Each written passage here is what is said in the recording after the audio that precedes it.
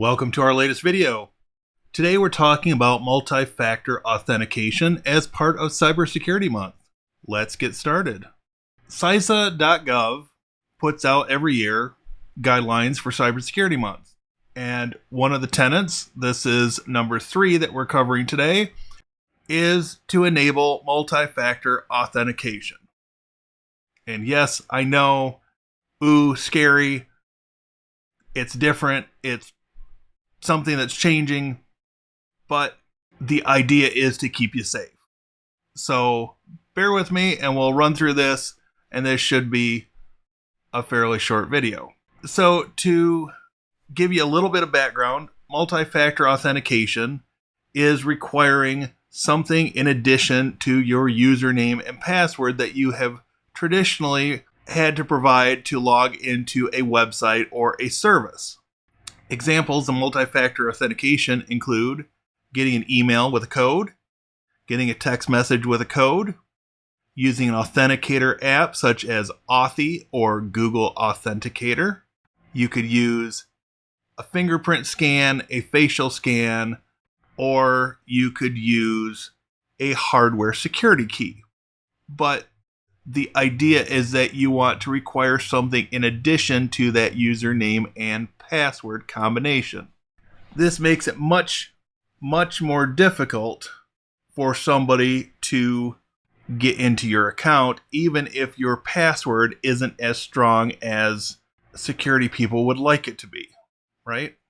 Easy steps for enabling multi-factor authentication. And this may look a little bit different whether you're on a desktop or laptop computer, whether you're on an Android device or an iOS device or something else. But the basics include these 3 steps. First, you want to go to settings. It could be called account settings, it could be called settings of privacy, or something similar. Look for and turn on multi-factor authentication. Might also be called two-factor authentication, 2FA, two-step authentication, something of that nature. And finally, confirm it. Once you've enabled it, it's going to send you a code. You have to confirm that you've received this code via text or email, or you may have to scan a QR code into an authenticator app. And for those unfamiliar, these authenticator apps will generate a new code every 30 seconds, and you use this code when logging in. Or another option is biometrics. This is, again, your facial recognition, fingerprints, or other things to confirm your identities. So again, this can be scary for people if it is something brand new to you. It can be a little time consuming at the beginning.